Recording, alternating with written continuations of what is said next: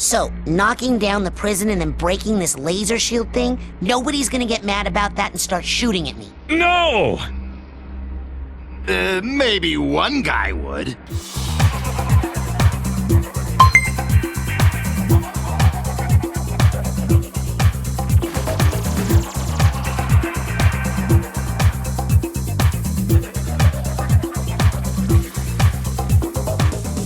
Classic platforming, quirky characters, and a unique art style are just a few of the things promised in Double Fine's Psychonauts.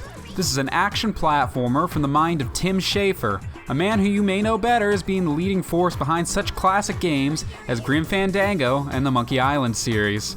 It goes without saying then that Psychonauts had quite the pedigree to live up to upon its release in 2005. Over a decade later, the game is finally set to receive a sequel, and with that in mind, just how does the original title hold up? And is it worth enrolling in Camp Whispering Rock in 2016? Let's take a look.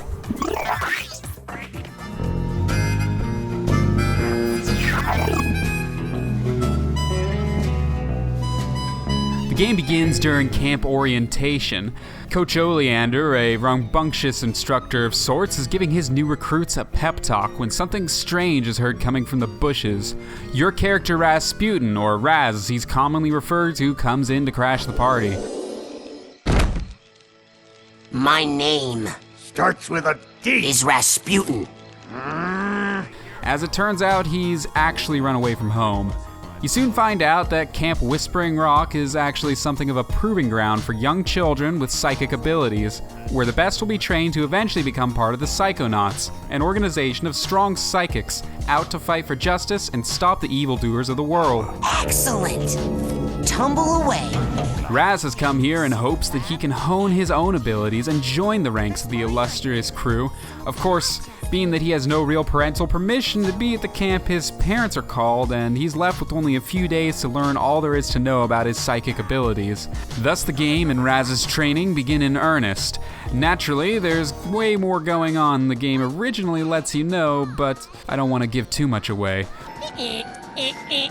Let's just say throughout the course of the adventure, you'll go on lots of interesting scenarios and meet tons of cool characters like a talking lungfish, the impeccable Agent 9, and who could forget Lily, whose blossoming crush for Raz is beautifully understated. Oh my god! Let's make out! What?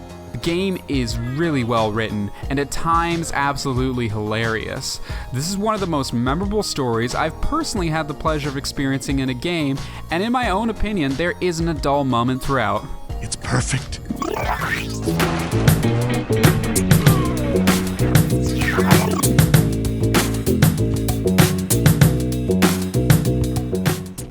Well, I certainly wouldn't compare the mechanics in Psychonauts to, say, Mario or Banjo-Kazooie. The actual platforming is competent enough, if a little inaccurate at times. You've got your double jump, your grinds, and a metric ton of collectibles that you may or may not need down the line. The typical stuff, but where Psychonauts really shines gameplay-wise is with Raz's large repertoire of unlockable psychic abilities. They range from things like telekinesis to pyrokinetics, and all of them often have enjoyable results. The levels in Psychonauts are also some of the most interesting places you'll visit this side of the Mushroom Kingdom. I totally guessed that. Every stage takes place in the mind of another character. You'll explore battlefields, wreak havoc on a city of tiny fish, and play chess with Napoleon Bonaparte, just to name a few. All of the stages have their own unique mechanics, whether it's the aforementioned chess game, racing on telekinetic balls, or something else entirely. They all keep the game feeling incredibly fresh. That's not to say the game is without flaws, however. Psychonauts suffers from wonky camera syndrome, to be sure, and you'll often lose sight of Raz despite your very best efforts.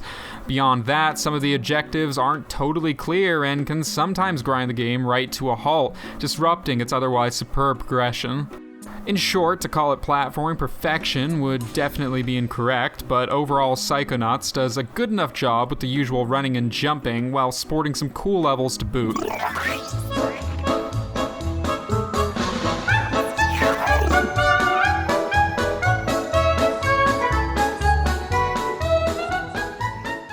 Let's get this out of the way first. Psychonauts is an older game, and it shows, but that doesn't detract at all from the pleasant art style of the title. Colors are vibrant, characters expressive, and the world wholly unique. Still though, Psychonauts hasn't aged as well as some other games from the same era, and I think that's probably due in part to its angular aesthetic. That said, it's absolutely bursting with charm and has a nice soundtrack which really complements the unique look of the world and brings the player right into the minds of the game's characters. The title has a presentation all its own, and it's one of the primary reasons I think it's really worth checking out. There's simply no other game like it visually, and it's worth experiencing for yourself.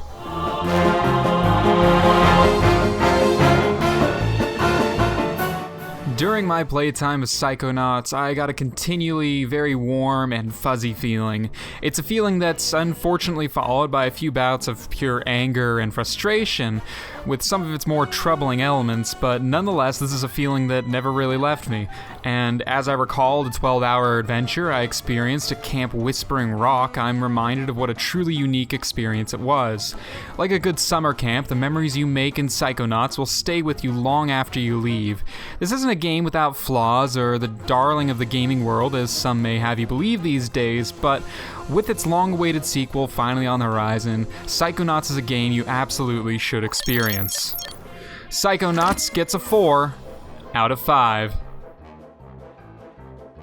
Thanks for watching, guys. If you liked this video, please consider subscribing, drop a comment, leave a thumbs up, all that jazz. I know I've been away for a while, but I'm gonna be dropping lots of new reviews, countdowns, and more all summer long.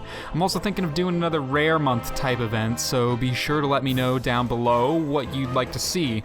Anyway, as always, thank you for supporting Game Room Hero. Take care, and I'll see you in the next one.